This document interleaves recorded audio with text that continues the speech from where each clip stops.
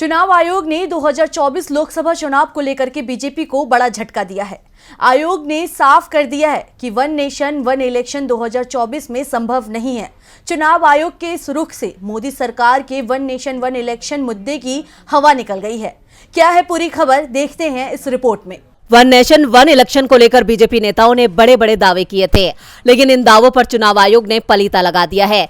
इस साल हो रहे 5 राज्यों के विधानसभा चुनाव में इलेक्शन कमीशन खासा बिजी है।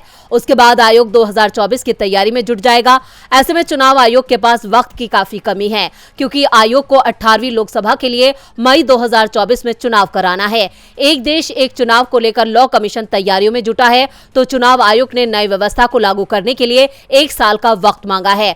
आयोग ने पर्याप्त इलेक्ट्रॉनिक वोटिंग मशीन बनाने जैसी कई वजह गिनाई हैं, तो लॉ कमीशन अपनी रिपोर्ट बनाने के अंतिम दौर में है। 2024 और 2029 में एक साथ चुनाव कराए जाने की स्थिति में मशीनों की संख्या को लेकर चुनाव आयोग पहले ही विधि आयोग को जानकारी दे चुका है। एक वोटिंग मशीन में 3 हिस्से होते हैं, जिनमें कंट्रोल यूनिट, बैलेट यूनिट और वीवीपैट शामिल है।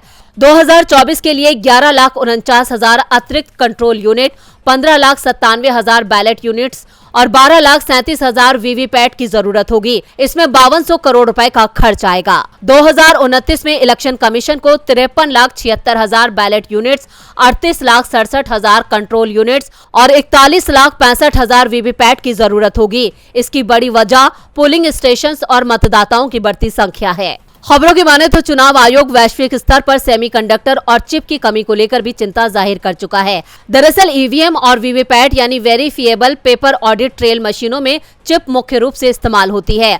2024 में होने वाले लोकसभा चुनाव के लिए ही ईसी को करीब 4 लाख मशीनों की जरूरत है। मशीनों की इन मौजूदा जरूरत में विधानसभा चुनाव को तो शामिल ही नहीं किया गया है। इससे पहले भी चुनाव आयोग संसद की स्थायी समिति के सामने सेमीकंडक्टर की कमी का जिक्र कर चुका है। अब चुनाव आयोग ने ही वन नेशन वन इलेक्शन को लेकर हाथ खड़े कर दिए हैं, जिससे बीजेपी के मंसूबों पर पानी फिर गया है। डीबी लाइव की रिपोर्ट।